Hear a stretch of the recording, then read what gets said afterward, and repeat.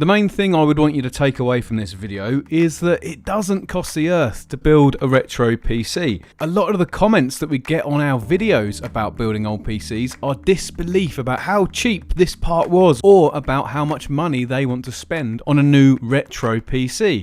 It isn't necessary, so without bamboozling, I put together this 2000/2002 era PC for less than £5, and I will show you how. The case came off of eBay for 99p. It was actually a complete system which was marked as not working. I actually ended up keeping the motherboard and the CPU cooler, so for £1, that's a great start. I did replace absolutely everything else in this PC, and it was absolutely filthy when I got it, so it needed a damn good clean before I could start building. Now the motherboard is a Gigabyte GA-7VTXH Plus, which is a bit of a result actually, because this is a pretty decent entry-level motherboard from 2002, uses the KT266A chipset, and it's a really roomy board with lots of room for expansions. The Gigabyte motherboard is a socket A motherboard, so I needed to use an AMD CPU. I've been planning on doing this retro build video for a while, and even in those early stages I'd always planned for this to be a Pentium 4 build. Pentium 4s are so cheap, they're so versatile, and you can get them just anywhere. I bought a job lot of 26 CPUs off of Shpock for £6 recently. 90% of them were Pentium 4s. There were a couple of Athlons in there though, so I went back into it and I found this 1.7GB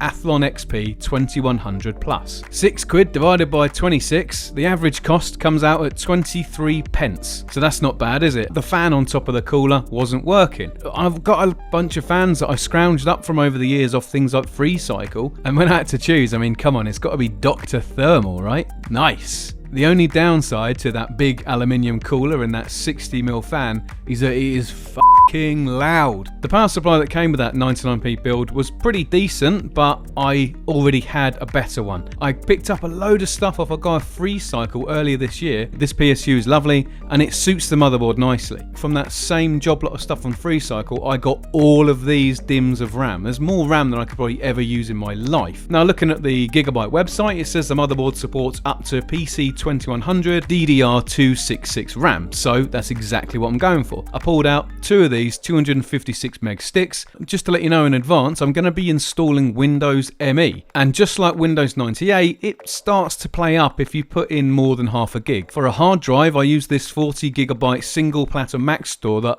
I just found in a drawer. I don't actually know where this hard drive came from, but it's built like an aeroplane black box. I'm marking it as free.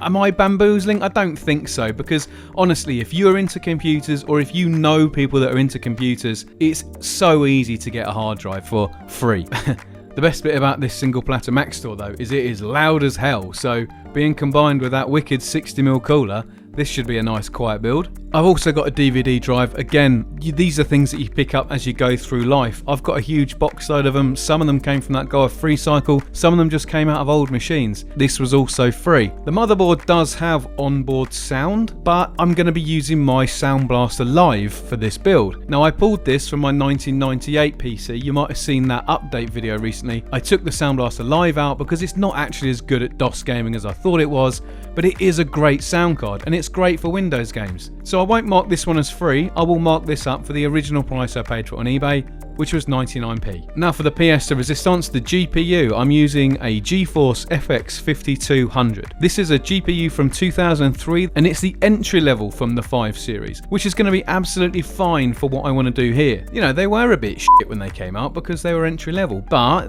they can do DirectX 9, they can do transform and lighting, which is important for games of the time. Nvidia made loads of these. They're so easy to find nowadays and they're so unbelievably cheap to buy. They are perfect for your retro rig. A lot of people out there will be looking for things like a GeForce 4 Ti or a Radeon 9700. The fact is, an entry-level card from the 5 series is going to be as good as a mid to top-end 4 series. You don't need to spend out so much on these things.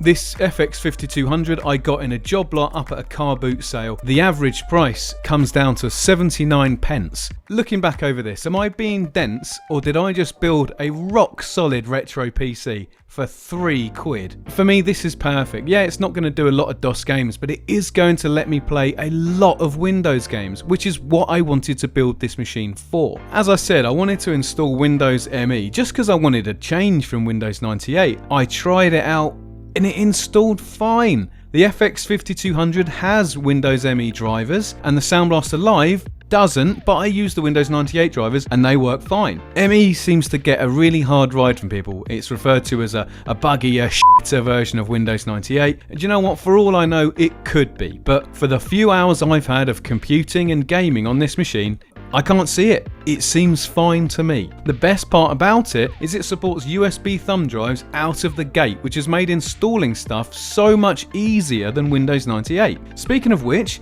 let's install some games and get smashing those frame rates and see how this build performs. If I wanted to upgrade this machine to absolute peak performance, I suppose I could get a PCI SATA controller and a solid state drive. I could replace that aluminium cooler with maybe a modern, more quieter one. I could then probably overclock the CPU. I could put in a GeForce 7 or like a Radeon HD 4670, you know, like the top end cards for AGP. But if I was going to do that, then I'd probably just need to get a better motherboard as well. You know, this one's fine for £1, let's be honest, but you know, something like the 7D XR Plus would let me use much faster Athlons like my 2GHz 2600 Plus. I want to give a quick shout out to the Retro Battle Station subreddit. I posted up in that group last week showing them this build, and we had a little bit of to and fro, and it was really fun being able to talk about this era of machines and for us all to kind of agree that it is still slightly retro. Now, is this the best retro gaming PC ever? No, of course it isn't. But you know what? It will work. I wasn't trying to build the ultimate 2000 machine. I just wanted to show you that if you want to get into retro PC gaming but you're on a budget, then it isn't out of reach. A machine like this would be a great entry into the hobby of retro PC gaming, and I'd love to see more and more people getting on board. And I do not believe that price is a hurdle that you need to get over. Oh, and also, if you want a Pentium 4 to get you started, DM me on Twitter. I will send you one. I've got fucking loads of these things. Thank you so much for watching. For more retro PC gaming videos, please subscribe to The Game Show. Perfect.